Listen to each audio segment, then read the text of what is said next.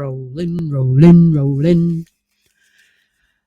Okie dokie, here we go. What is up? It is July 2023. You are watching Allastrology, and we've got a video for you, Sag. I think you're gonna like it because we've got some big stuff happening for the fire signs, and you're a fire sign. Yes. Now, I want to say something before I dig into anything. If you are a Sagittarius by birthday, meaning my birthday is on such and such date, that, therefore I'm a Sagittarius, keep watching the video, stick with me. All right. This is the place to be. I also want to say that you might want to get your chart, and that doesn't cost you a thing. This is not a gimmick. This is just me trying to make sure that I match you up with the video that's most accurate for you. Okay. So the things I'm going to talk about, they're still going to be relevant if you're a Sag birthday. All right. But this video is most accurate for Sagittarius rising, Sagittarius ascendants. And the only way you know what your rising is, I know I just said rising and ascendant, they're the same thing. But the only way to know that is to have your chart. All right. So if you don't know and you want to know, you comment below and I will help you out in any way that I can. Okay. Now let's get on to the other part of the video, the business, the serious, the real stuff, which is the events for July. We begin the month off with a full moon. This is a release and it's a let go. Okay. But before we get there, Sag, let's talk a little bit about you. Not a whole lot, but a little bit.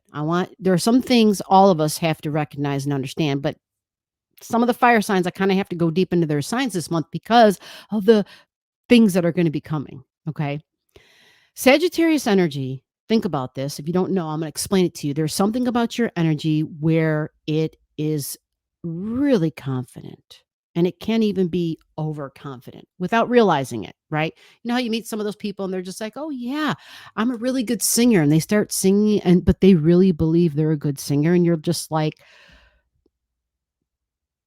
I mean, they're okay. And matter of fact, there are sometimes where you wish they wouldn't sing at all, but you absolutely wouldn't be like, hey, you need to go see if you can get on American. Like, no, you wouldn't even go there. But they really believe it because there's an abundance of confidence. And it's not just the abundance of confidence, but that is Sag, but it's also very idealistic energy.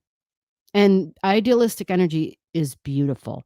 That is energy that is for the creatives. It is for the creatives. It is for the movie makers. It's for Hollywood. It's for dreams. It's for fantasy. It's for writing screenplays.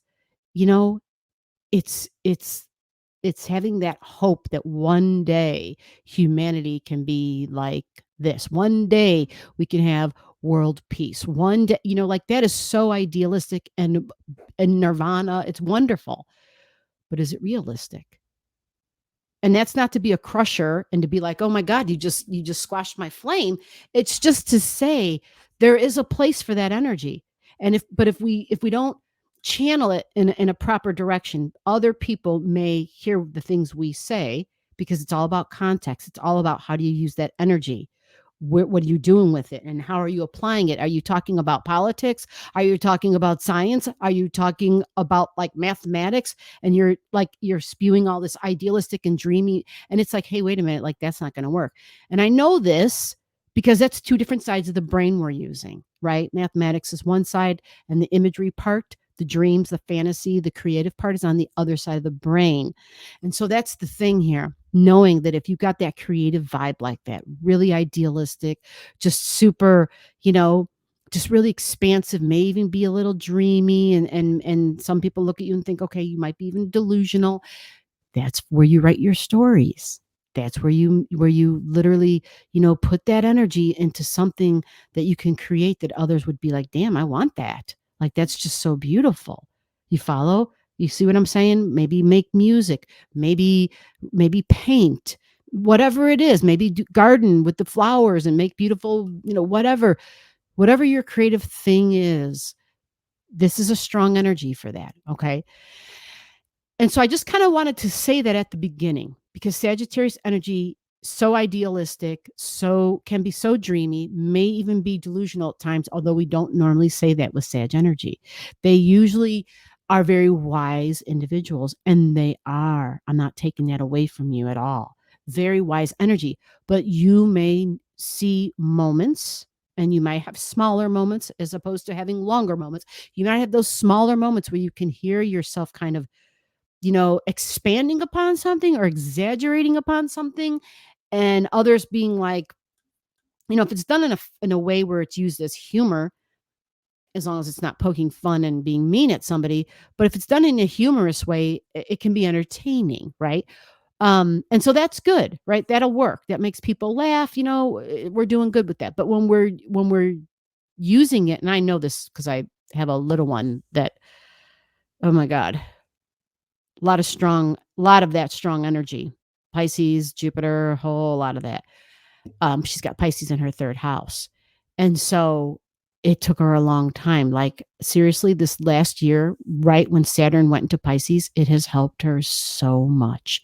It's like she grew up overnight. Literally, I'm hearing her, like her thoughts, the way she thinks, the way she's communicating. It's like, damn. And so she's more realistic.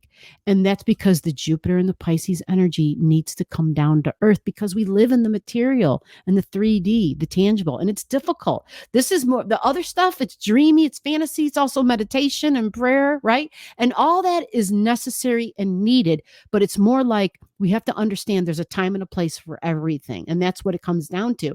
And the illusions and the confusions and the delusions are about knowing the difference of when it's time to pull that magic wand out and when it's not. You're sitting down to do your taxes, you don't pull out your magic wand. You see that exactly, right? We're like, no, we can't do that right now. We're not going to be sitting there drinking our wine while we're doing our taxes. Like we kind of got to be sober. And so having Saturn going through Pisces, and I'm bringing this up because the Piscean energy is a lot like the Jupiter energy. It sobers it up a bit. It says, okay, let's be real. Like, what can we really do? Even though we want to dream big, we can, but can we go down a few notches in making our long-term plans and our goals and our ambitions? And so this is important, right? Our long-term goals and our ambitions, what we want to do, who do we want to be, what do we see, like what do we want to be recognized and acknowledged for? What do we feel is our duty and our responsibility even? Okay. Now, this whole thing that I'm talking about related to your duty and your responsibility, your long-term tangible financial securities, your money and your income, you see how it got real serious real fast, right? Real serious real fast when we're talking about money. You're talking about money. You're talking about food on my table. You're talking about food out of my child's mouth. Like all of a sudden it gets real serious. And so that's why we want to make sure that we're pulling out that magic wand at the appropriate time, right? So there's like a sobering up of values, a sobering up of what's important and priorities, and likely you will be releasing a value. For some of you, you may be choosing to not work at a certain job anymore. For some of you, you may be, if you have matching degrees, because we have a full moon coming up, right? I said all of that to explain a release and an ending and a closure to this full moon energy. Okay. So for those of you who have your chart and you're following along at home because you've got your own chart, 11 degrees is where the full moon is at in the sign of Capricorn. Long-term duties and responsibilities could be your career, your goals, and your ambitions. For some of you, it might even be marriage partner, work and career, definitely. Something I am doing to establish long-term financial security. And so people who have like Capricorn in the second house, which is what I'm talking about here, there's something there. There's that desire factor, big time, for material and tangible objects and things, right? Very, very harsh. And when I say harsh, I'm literally talking, it's hard. I can knock on wood. It's hard stuff because that's Capricorn. It builds over a long period of time to establish the money, baby. So you may be choosing to walk away from a job. Unfortunately, some of you might get like a yellow slip. That's a possibility. Again, I will just say this is just a full moon. Now, for some people, the moon cycle ends up being a huge thing in their chart. For others, not so much. For others, they have no idea. They don't have their chart. They have no clue. And that's fine, which is why I give the degrees and why I also give why I speak about the way I do so that you can understand what I'm talking about without having your chart. Again, if you want to know more, you just comment to me and I will figure this out for you. Now, that's on the 3rd of July. Now we move on to the middle of the month, and this is where we get kind of exciting.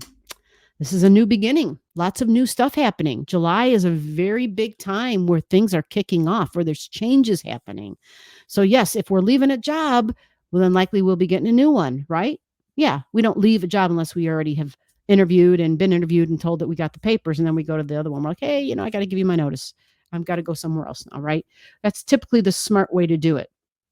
So a change of your goals and ambitions, a release, but yet making room for the new, and it's going to fill you up with optimism and fire and just a feeling of adventure, a can-do attitude, a feeling of being first, of go get it, man. And, don't let anybody tell you no, right? This is a very fiery time, and it's beautiful and wonderful because it makes us feel alive again.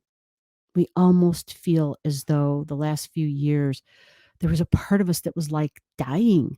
And the truth is there was. The big picture is that there was. We were dying to our old ways. Some of us more intensely than others, some of us metaphorically, some of us all of the above, right? The material, the tangible, the emotions, the spiritual, what they love, who they love, family, like some people's lives completely turned upside down. But in some way, absolutely dying to our old ways because new is coming and the new is beginning now. Okay. We felt it stabilizing in June. And now here we are in July, and we've got the north nodes moving into Aries. And this beautiful setup angles 3 areas of your life where it brings ease and optimism. Now I'm going to get more in depth about that in just a minute. I want to first talk about the other event for the 17th. This is all on the 17th. And this is a new moon. A new moon. It's about home. It's about family. It's about mom. It's about my emotional needs and securities. It's about how do I feel safe? It's about strong feminine energy. How, as a woman, because this is what this is, Cancer, the sign of Cancer, new moon in Cancer. My right to have a baby. Do I want a baby? Just a lot of the feminine and mother wound energies here and things changing and transforming. This is a new beginning because it's a new moon. So it's time for you to decide in your life, not to say that you're like behind or something, but there's something here where it will change what and who we need in our life or don't need in our life so that we can have emotional satisfaction or feel more emotionally stable and secure and safe. Cancer energy is all about safety. Think about the comfort of home. Think about when there's a baby and they're walking around with their little blankie. We call it their security blanket, right? Some of us, we know what those things are. What is it that you need to like feel emotionally stable and just feel like, like where you feel I can climb that mountain. I could face any challenge, because we just feel so secure and safe. We feel like we almost feel unstoppable when we have that sense of security within us. So this is a new moon, and that means we're setting intentions. We're stating out to the universe, or we're praying, or we're meditating, or lighting our candle, having our ceremony, whatever you do, 8 hours before the time, right? 8 hours before new moon are the hours of power. This is at 1:30 p.m. on July 17th, 1:30 p.m. Again, this is everything I state when I talk about times is Central Daylight Time Zone, because that's where I'm at. So adjust for where you live. All right, 8 hours before that time. And set your intentions. They have to do with what do you need to feel emotionally secure? What do you need for a place to feel like home? What should it look like? What should be there or shouldn't be there? Who should or shouldn't be there? Like, what does home mean to you? It's a new beginning. Set your intentions. Okay. Strong feminine energy. For some of you, it's about mom and family. Okay. This is quite powerful for you because this involves wounds. This involves wounds, stuff from the past. This is soul energy, by the way, soul energy. So, you people, I say you people, talking about Sagittarius risings, you're usually extremely deep individuals, very deep, because having Cancer energy in the eighth house, you came in when you meet people, there's a tribe out there, and you guys are energetically tight as hell. Once you find them, you're like a band of brothers for real, whether they're male or female or however they identify, it doesn't matter, but you're a band of brothers. And when you meet these people, you're going to know who they are. You're going to know. And so this new beginning establishes you creating a new family and creating this new idea of what that is. But it comes with the release of a wound from the past, possibly a mother wound, whether it was you being a mom, not being a mom, your desire to be a mom, not being able to be a mom, or vice versa. We got a lot of folks there's a lot of women out there under so many different circumstances where they're pregnant and they either had no desire to have a baby, had no desire to get pregnant. Some of these women never even wanted to be involved in that act, and it was forced upon them. Like, this is the house of tragedy. I'm not even going to try to sugarcoat this for you. It can be tragic shit here. It really can be. So whatever it is, this thing, this new moon gives you a time and an opportunity to change your emotions about those wounds. And they're associated with mom and family and your own childhood and possibly your own mother. And it's ancestral. So it's not just your mother, but it's your mother's mother and your mother's mother's mother, because it's got tribal energy attached to it, ancestry. Okay. So new moon time, right? 8 hours before. 25 degrees is the degree. If you got something a couple of degrees before, a couple of degrees after, the new moon will be obvious in your life. There will be a change of some sort. So that's a good thing usually. Okay. Now, the other thing that happens same day was what I first started talking about when I mentioned this new positive power trine that's coming, the grand fire trine. I'm excited about this because it's a period of optimism. It is a period of courage. It is a period of more confidence and wisdom. It's a time where it's like even deeply spiritual. It's a time where we get more colorful and we start feeling more courageous about who we are. It's a time when we let our freak flag shine, even because, and I say it that way because who we are uniquely, other people may look at those people and be like, well, they're weird. They're this and they're that. And it's just like, you're weird. You're not like me, so you're weird, right? And that's basically what the other person's saying by calling somebody weird, because you're not what I'm used to. You're weird, right? And so it's all perception, folks. It's all perception. But the next 18 months, it's a time where whoever you are, however you are, it's time for you to shine. It's time for you to stand up and stand proud. It's time where there's courage, where there's a sense of independence and freedom, where there's a sense of, this is how I identify. Oh, well, you got a problem with it. That is your problem, right? So there's this bold bravery involved in this too. And so it's very positive and optimistic. And it's unbelievably creative and fiery energy. Really, really colorful, really beautiful. And I'm looking at your thing here, my notes for you. This is your first house, right? Because you got Sag there. Sag energy, by general, it's your appearance, it's how you look, something about how you're dressing, how you're wearing your clothing, something more confident about that, something where your focus you may appear to be even more focused than usual. You may appear to be, right? There's something about the way you're presenting yourself to the world.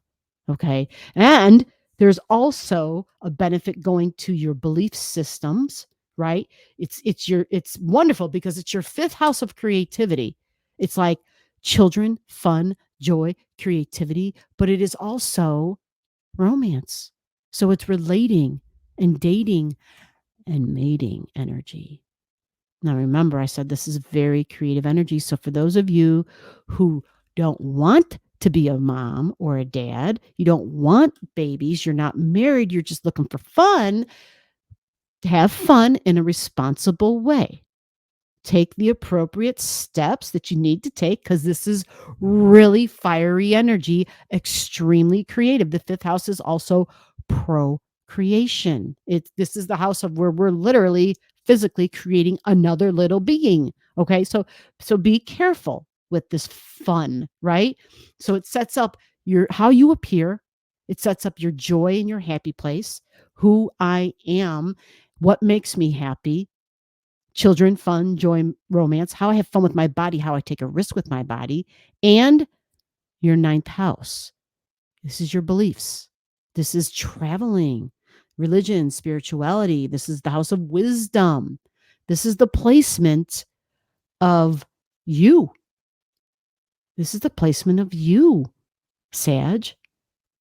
You're Sag on the rising, but we're also getting a fire trine connected to the ninth house. So there's a lot of Sagittarius, a lot of Jupiter energy involved for all of us with this trine, but especially for you. Well, yeah, because you're Sag. So especially for you, which is why I feel that now that I'm walking through this, why I was so strongly impressed to talk about all the possibilities for your sign when we talk about very idealistic and very creative.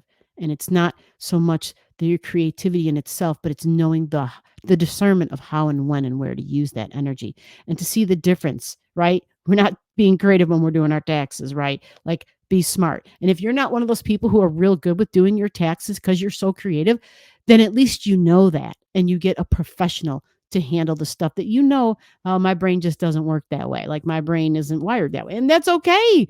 Man, the person who knows their limitations, the person who knows their strong points and their weak points, that's a person I want to know. Right? Seriously. Those are the people who quite frankly, it's pretty awesome to be around because they have a grip on who they are. And that's what we want. We want humans who accept who they are. They have a grip on who they are. They love themselves. And guess what? Better humans, better world. Absolutely. So a beautiful trine, fire trine for the next 18 months of your life, Saggy. All right.